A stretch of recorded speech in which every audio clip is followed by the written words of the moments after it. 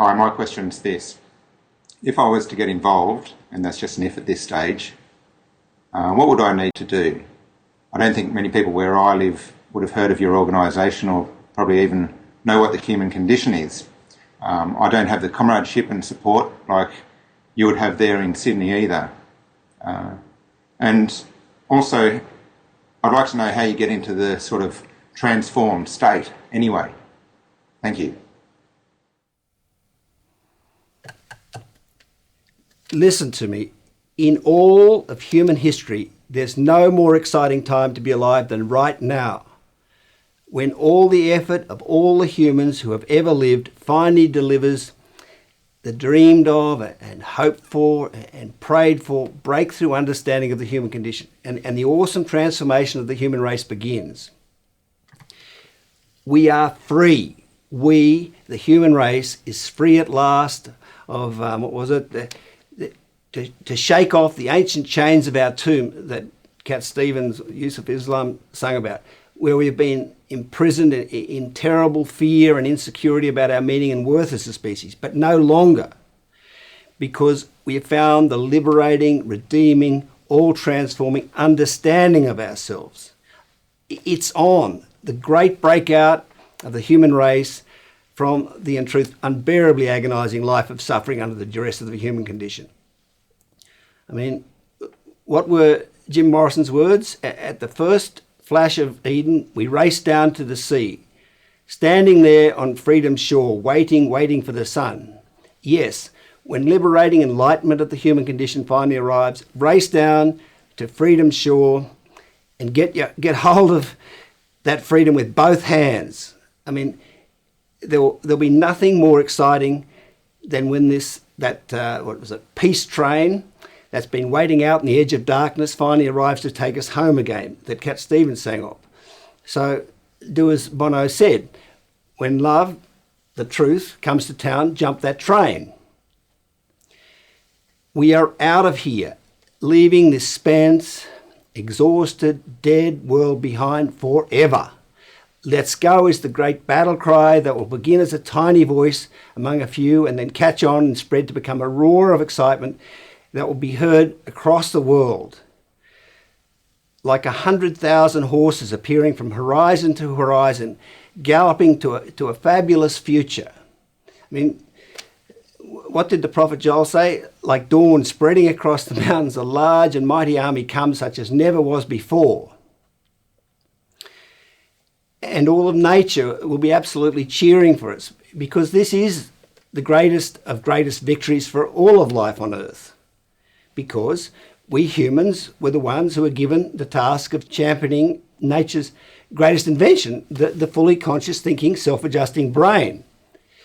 We humans were given this amazing computer, but we weren't given the program for it, and instead were left to wander in a terrible wilderness of ignorance in search of understanding of our meaning and worth as a species, an understanding we have now finally found. So everywhere there's going to be joy, more joy and excitement than we tired and worn out and weary human warriors are capable of imagining. Yet again, as Beethoven's symphony anticipated, what was it? Joyful as a hero to victory, join in our jubilation, we enter drunk with fire into your sanctuary. Your magic reunites, all men become brothers, all good, all bad be embraced millions, this kiss for the whole world. We are out of here.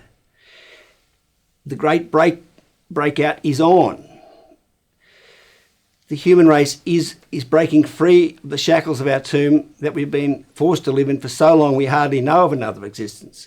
But we do know of another existence, another fabulous place. Was it high on a desert plain where the streets have no name that Bono sang of?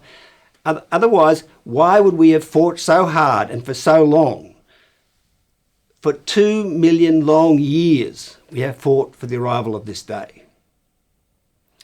Sure, as with any potential, this new frontier has to be pioneered. And because we are familiar with the old always resists the new, quite often ferociously resists it. I mean, in our case, during the initial extreme resistance stage that this project went through, we had to endure people saying and doing despicable things. Thankfully, that stage is mostly past. The point is, we humans tend to procrastinate. Change is difficult for us. What is it? The shock of the new. And there's no greater paradigm shift than this one, of moving from a world of extreme egotism, great self-obsessed hunger for power, fame, fortune and glory, and a life of terrible denial, lies and evasion and escapism that we had to employ to cope with what we weren't able to confront, to now a world that is full of truth and light, free of all that agony arising from the insecurity of the human condition. We are moving to a new place, high on a desert plain, where, as Bono said, there will be no more toil or sorrow, no time of pain. Change is difficult, but that's also the marvellous challenge, to be a pioneer, to set out for a fabulous new world. And yes, I should say, I'm fully aware that this vision of a new world for humans has been horribly discredited with all the dishonest, false starts that have been occurring regularly throughout history. But for anyone watching these introductory videos and reading our book Freedom, it's not hard to recognise that this is the real event, the liberating explanation of the human condition. So pioneering a new frontier has always been a challenge, because initially there's little support for something new. Well,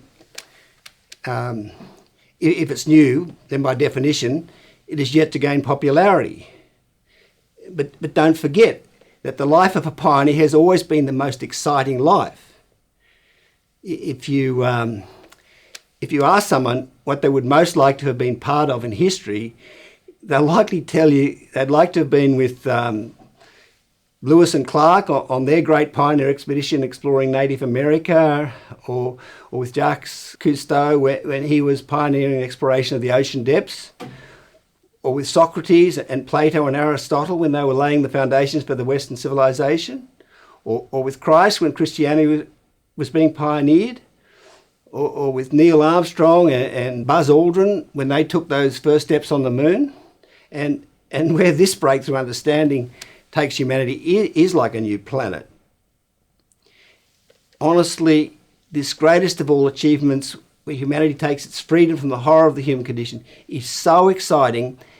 Our bodies aren't designed to cope with so much excitement. It's that exciting. Everyone has the opportunity now to be part of the most amazing time in human history. Yes, you will have to live without much of a support base to begin with, and you will have to be innovative and proactive in interesting others in this great journey to our species' freedom from the human condition. But we here will help you as much as we can, share with you all that we've learned about how to propagate these ideas and interest others in them, and how to build a base group of interest and support in your area, another World Transformation Centre for the exhausted human race to meet and support the emergence of this new transformed world. So come on, let's go. Let's get out of this dead place we have in truth all been living in, and let's fix the world up. Let's go. Let's get out of here. As for getting the transformed state, it really isn't that difficult. You simply need to allow your mind to see the opportunity clearly. See how dead the old world really is, and how incredibly exciting letting all that go and living for the new world is. Notice how popular songs focused on the exciting potential of the human race, not on the extent of the devastation within us and around us.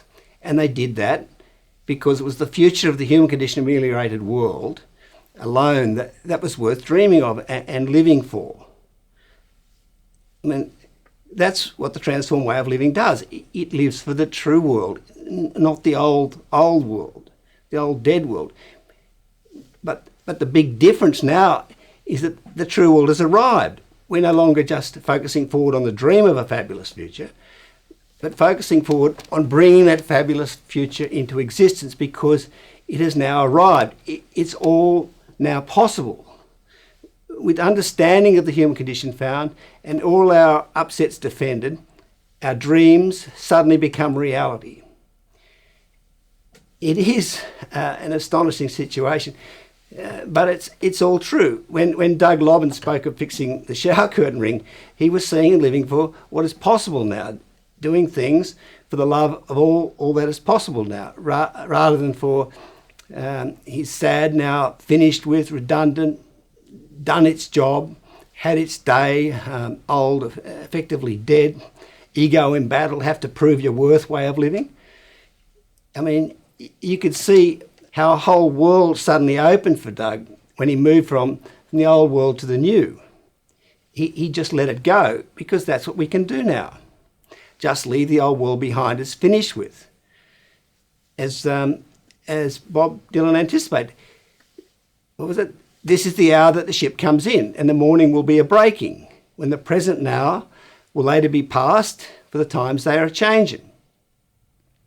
And the time that Cat Stevens sang of, when yesterday is past, now let's all start living for the one that's going to last. And Bono, I've conquered my past, the future's here at last, I stand at the entrance to a new world I can see. The ruins to the right of me will soon have lost sight of me. We're out of here. Let's go, let's go. That's the way we live now. Come out of the dead state we've all been living in, being liberated from the human condition and personally transformed, and fixing the world is a reality now. It really is. It's no fraud. The finding of understanding of the human condition defends us at the fundamental level. So we no longer have to prove our worth. Our worth is established now. Proving our worth is an obsolete occupation. Instead, we can live for humankind, and all that's possible now. We are genuinely and truly free to do that. The old world has had it. It's done its job. And it's now dead, useless, finished with, over, lost all its meaning, relevance and power. The bottom line is we really do have the means now to change the world. So let's do it.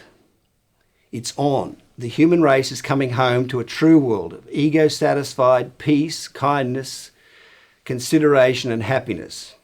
Now, in a duet with Bing Crosby from a Christmas broadcast back in 1977, I think, David Bowie sang these wonderful words of anticipation of humanity's liberation from the human condition.